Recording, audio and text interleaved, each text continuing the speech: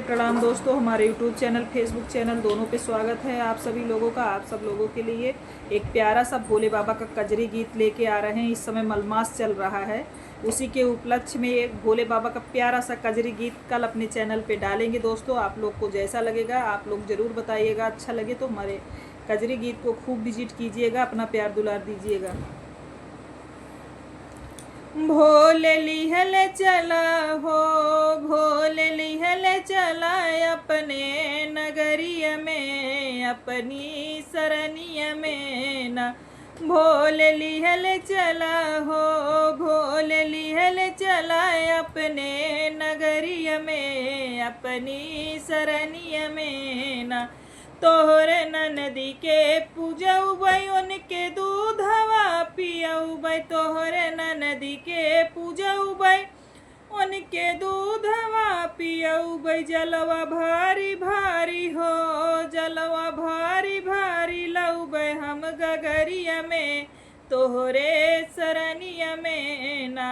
जलवा भरी भरी के लौबै हम गगरिया में, तोहरे सरनिया में ना।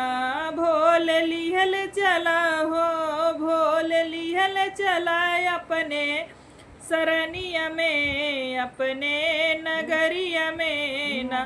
तोहरी कुटिया बाहर आइब, तोहरा आस ना लगाइब। तोहरी कुटिया बाहर बै, तोहरा आस ना लगौबै। फुलवा चूनी चूनी हो, फुलवा चूनी चूनी लईबै डेलरिया में, तोहरे सरनिया में ना।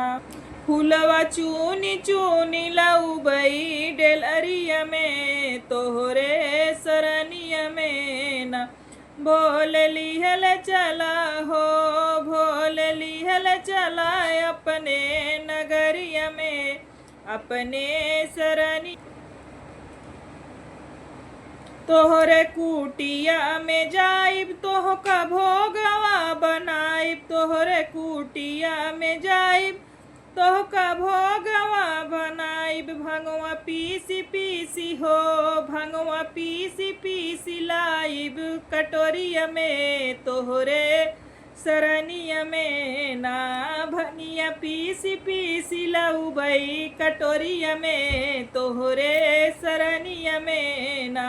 भोल लिहल चला हो, भोल लिहल चला अपने सरनिया में, अपने नगरिया में ना। भोल लिहल चला अपने सरनिया में, अपने नगरिया में ना।